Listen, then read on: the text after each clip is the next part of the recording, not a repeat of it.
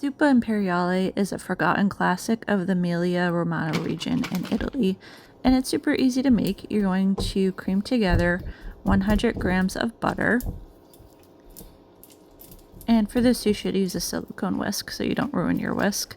Then you're going to mix in 4 eggs, one at a time, and if you want you can do 5 eggs to have a thinner batter dough.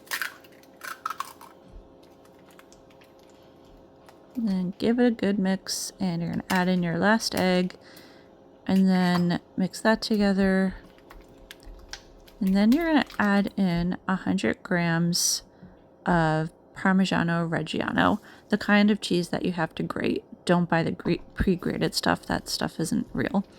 And then you're going to mix this all together.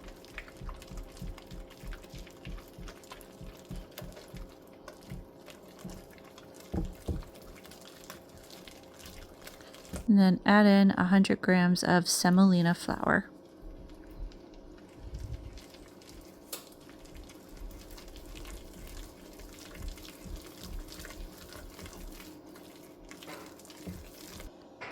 And then this next part is optional, but you can grate in some nutmeg and use whole clove nutmeg, not pre-grated. And give that a good mix.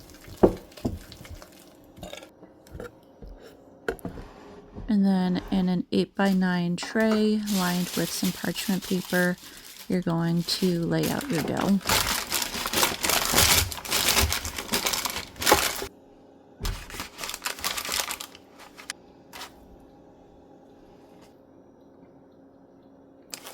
Then you're just going to smooth it out with a spatula so that it's nice and even. And you're going to bake this in a 350-degree oven for about 20 minutes.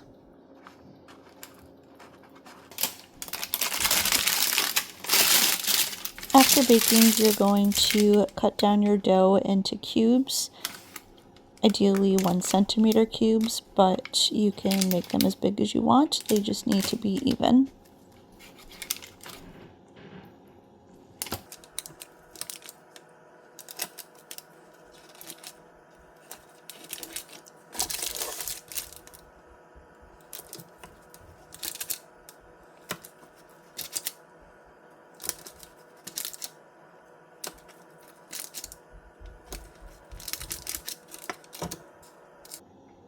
These are what your cube should look like. They should be even.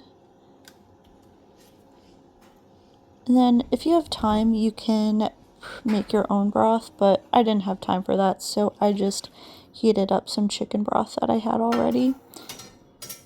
And this, again, is Zuppa Imperiale. It's from the Emilia-Romagna region in Italy, and it's a forgotten classic that isn't made that much anymore, but I think it's super comforting to have on a cold day. Don't forget to like and subscribe for more.